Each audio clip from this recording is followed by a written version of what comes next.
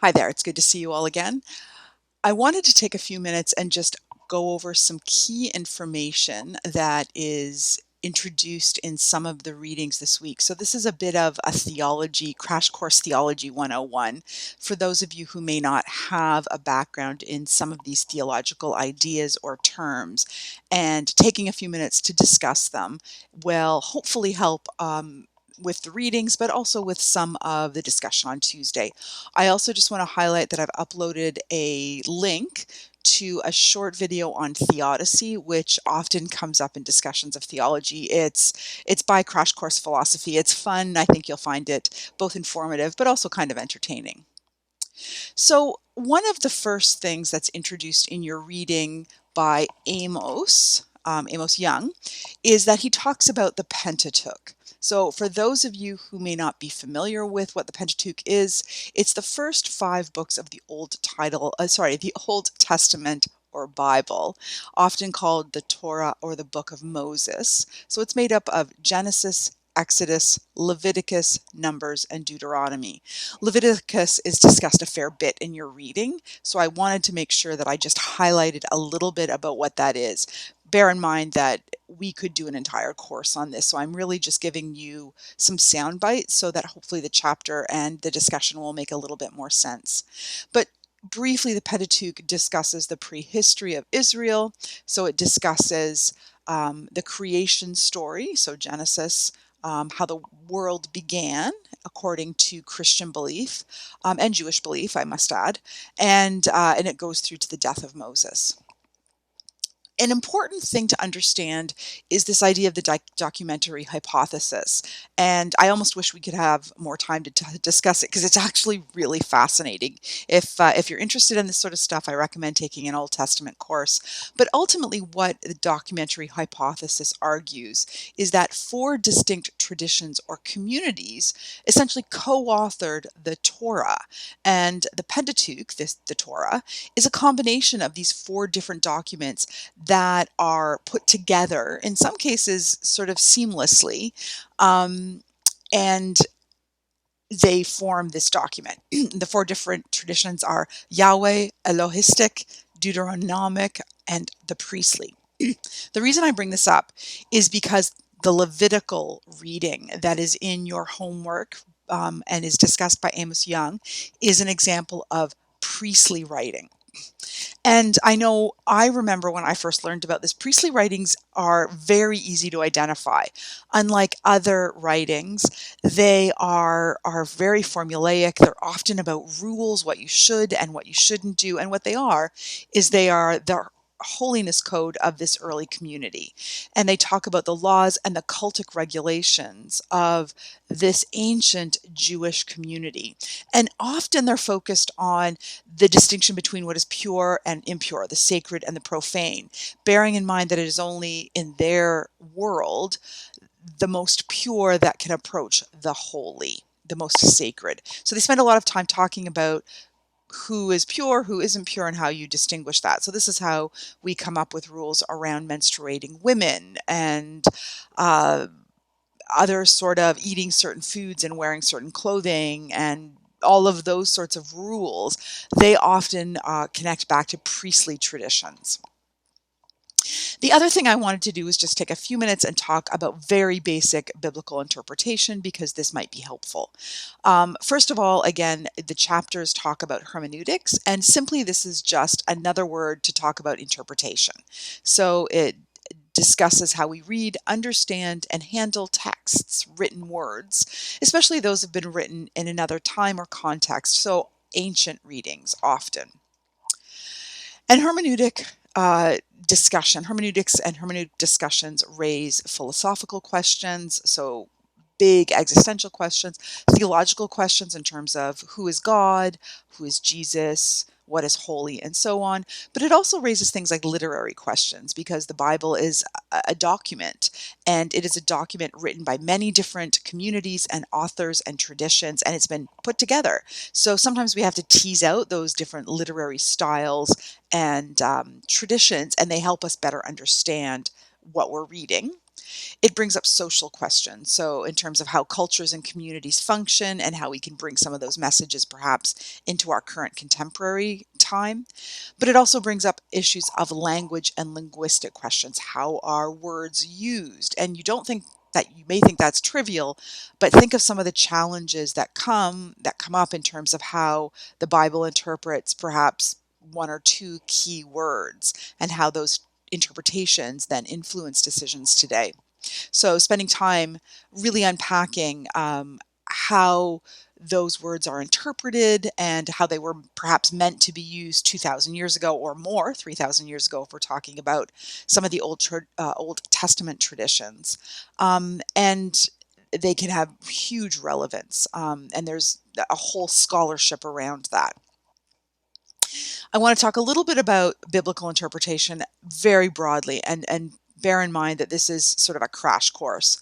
I want to differentiate between this idea of eisegesis and exegesis. And generally, in theological courses, we don't really do it in this course, but if you were to do other courses at Luther, we focus on exegesis. And exegesis is an interpretive exercise where we take a biblical text, and it could be as few as say sort of as insignificant. That's not the right word. It could be as little as a sentence, or as as large as a whole passage or a chapter. But basically, we take a chunk of a biblical text and we use accepted, defined analytical strategies to critically engage the text. So, what is this text actually telling me? And you pull it out of the Bible, or out of the text, and try to discern what is being said. Whereas eisegesis is a biblical approach where we read our own interpretation onto the text or onto the Bible. So we might have a particular tradition, or a particular way of interpreting things that we then sort of go to the Bible and sort of impose upon the biblical reading, rather than stepping back and saying, okay, what's really happening? It sounds simple, but it's surprisingly, no, it's not surprisingly, it's extremely complicated. So, exegesis very briefly considers, as I mentioned, the impact of language, bearing in mind that the Old Testament was written in languages we don't tend to use, Aramaic and Hebrew, and that the New Testament was written in ancient Greek. And as a result, the ancient meanings of words are often very, very different from our current understanding of particular words. Similarly, the impact of this very unique biblical grammar and literary form and style can impact how we read the Bible. In some cases, uh, stories are metaphorically used, or they're written as poetry or communal prayers or narratives, and they're meant to be read in a particular way rather than perhaps they're read in a very particular way that had meaning in the culture for which they were written, or by which they were written. And along that line, bearing in mind that the Bible was written during ancient times in history, and as a result have very specific cultural and social contexts that are relevant to how we read and understand biblical passages. So, getting back to the holiness code of Leviticus, purity and what was pure and sacred, and how that has impacted our understanding of disability, because it's coming from an ancient understanding of disability. Exegesis also considers the idea that the Bible was written by many readers over many centuries. And that what we read are translations of translations of translations. And if you just think about the childhood game telephone that I know I played, where you whisper a message from one person to one person to one person, and it goes around a circle, by the time it comes back to the original person, the message can be very, very different because it's heard or interpreted or understood differently.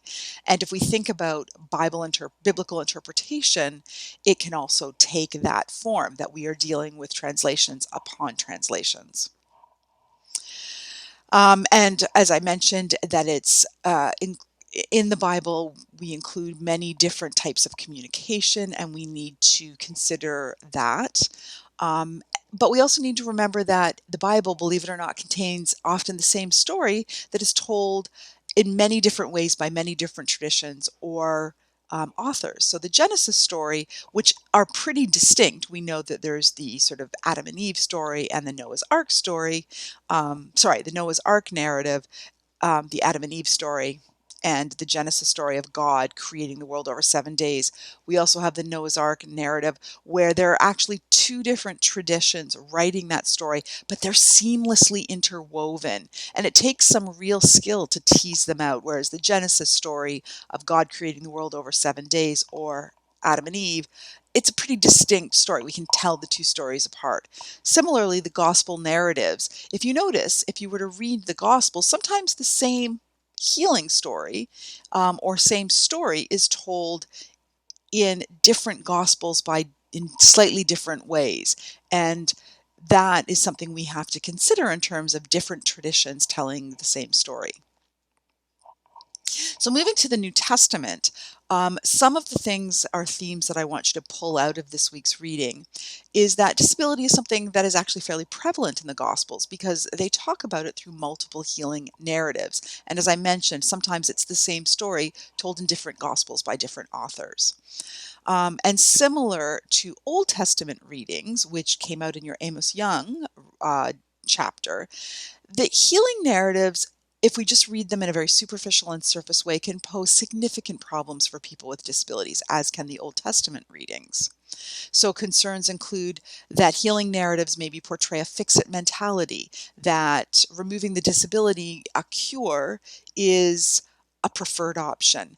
And as a result, many scholars argue that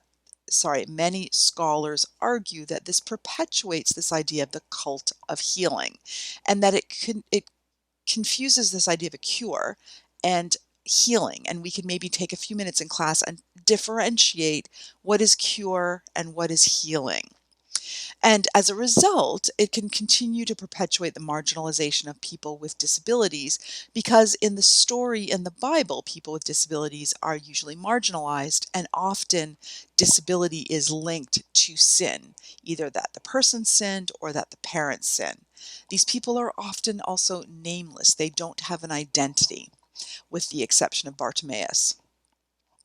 And so many argue, and Colleen Grant in your chapter argues, that we need to perhaps look at these narratives with a critical lens and critique this cult of healing and sort of this fix-it mentality, and perhaps look at these narratives in a different way. And ultimately, bear in mind that many of these stories are included in the Bible because they offer a tangible evidence of Christ's ministry to the community of the time.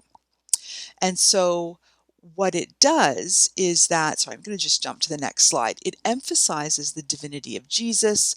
It reminds us that Jesus hangs out with people who are marginalized, and it emphasizes the restoration of community and undermines this connection of sin and disability.